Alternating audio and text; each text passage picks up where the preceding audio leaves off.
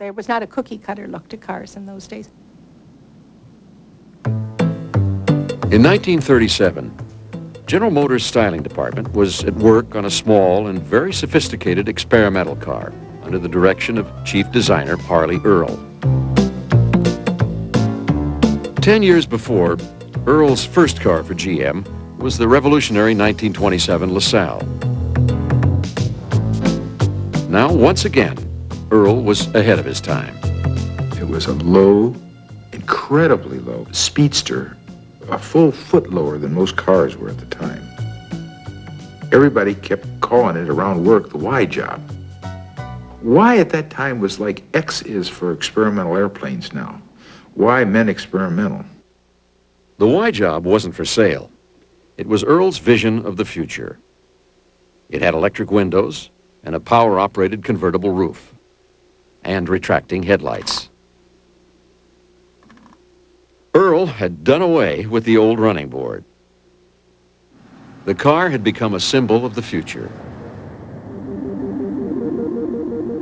In that moment, between the Depression and the war, Americans in love with the bright promise of technology flooded to the 1939 New York World's Fair.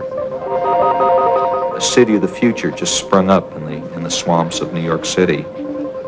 And people came from all over the country and all over the world from the weary years of the Depression to take a look at what things could be. 50 million visitors gawked at the world of tomorrow. Electro, the Westinghouse Moto Man. Quiet, I'm talking. Toots? One of the most exciting of the exhibits was General Motors' Cities of the Future. To help us get a glimpse into the future of this unfinished world of ours. Cars were everywhere and superhighways, and the car was really important. It was the center of the city, and in many ways that image was a portender of what we began to see after World War II. A lot of it came true at a scale that no one would ever have realized then. This was the fantasy world of 1939, the imaginary world that 2 years later would have to be postponed as America went to war. Coming up next. It was a terrific vehicle for being near the front lines. I swear, you could talk to it and it would hush up. Driving Passion. On February 2nd, 1942, automobile production ground to a halt. The last civilian automobile, a Ford, rolled off the assembly line. We were at war, outnumbered, outgunned, and outweighed, in ships, tanks, and planes. The Allies now looked to the industrial might of America, and America looked to Detroit. The arsenal of democracy. It was centered right here in Detroit. We made the tanks and the guns and the airplanes for the whole world. Everybody was a hard-working, loyal citizen. There was no time for any bantering. It was just work hard.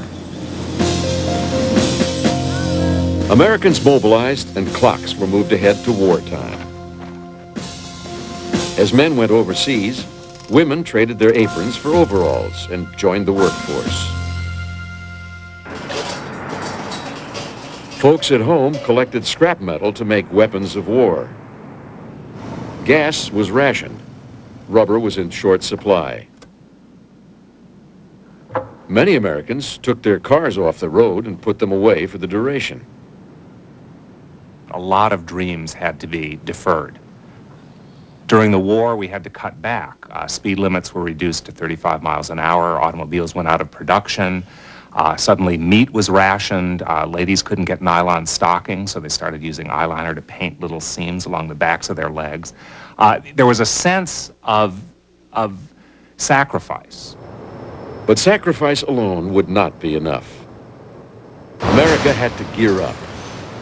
The United States Army had to convert this vast automobile productive capacity to military use to create the first military force in the history of the world to be entirely run by the internal combustion engine. American factories have achieved the impossible. American mass production is delivering the goods. Going first to the great automobile assembly lines, capable of turning out 4 million trucks and passenger cars a year, United States engineers harnessed the skill, mobilized the resources of the most efficient manufacturing system in the world. Where automobile fenders once were made, motors and replacements for thousands upon thousands of planes a year. There's no question, we knew how to get volume. We built tanks, Chrysler, the tank builder. Nobody ever asked the fuel economy of a tank. I mean, they just said, build it. We just want it to last and go kill people, you know, hell of a way, but that's what war's about. Chevrolet produced nearly 500,000 military trucks and built engines for the C-82 flying boxcar. Cadillac made engines for the M5 tank and parts for the Airacobra fighter. Buick built the Hellcat tank destroyer. Studebaker engines for the Flying Fortress. Henry Ford bragged he could mass-produce whole bombers the same way he mass-produced cars. Aviation experts said it couldn't be done. Henry Ford, after a great deal of difficulty, proved them wrong and did finally produce almost a bomber per hour, 21 per day. It was a glamour product, and Ford achieved a good deal of recognition because of it. Even Adolf Hitler said he knew where Detroit was. When you can be doing a bomber an hour out of Willow Run, a bomber an hour, you had mass production really down to scientific points. We just blew them away. Firepower, sheer firepower out of Detroit, the arsenal of democracy. Out of all this firepower emerged a mighty warrior, little more than 3 feet tall, loaded with personality. The steel soldier Americans would never forget. Can this be an automobile, men wondered? Looks more like a four-wheel Beetle, one of them said. No, I wasn't too proud of myself back there at the start when the Army first looked me over. Then they sent me out on the road. They tried to drown my motor, but my ignition was set too high for that.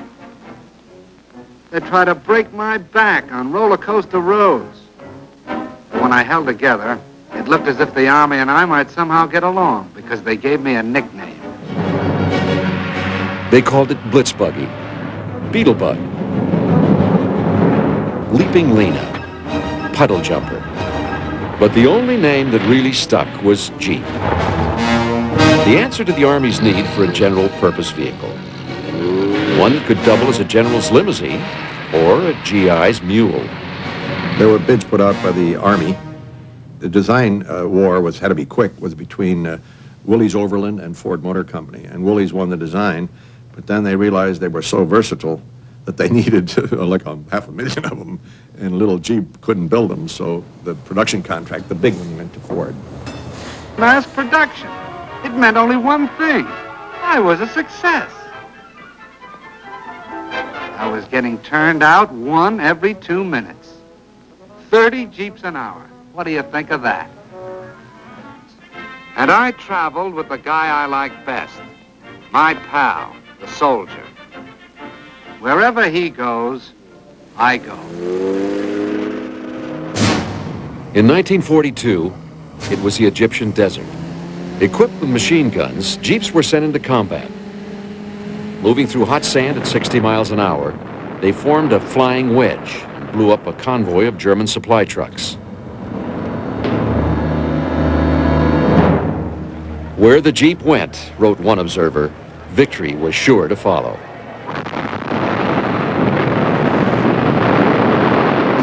By D-Day 1944, the Jeep was everywhere.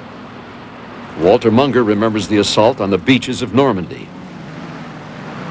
I landed on the beach in a Jeep, and this was D+3. And from that moment on, we used to put the Jeep in four-wheel drive and leave it there because we were never on the main roads. We were always off in dirt roads or fields. It was really a lifesaver, especially in the infantry, because You needed a vehicle that was dependable enough to go anywhere, and I mean anywhere. Off the road, on the road, gullies, through water.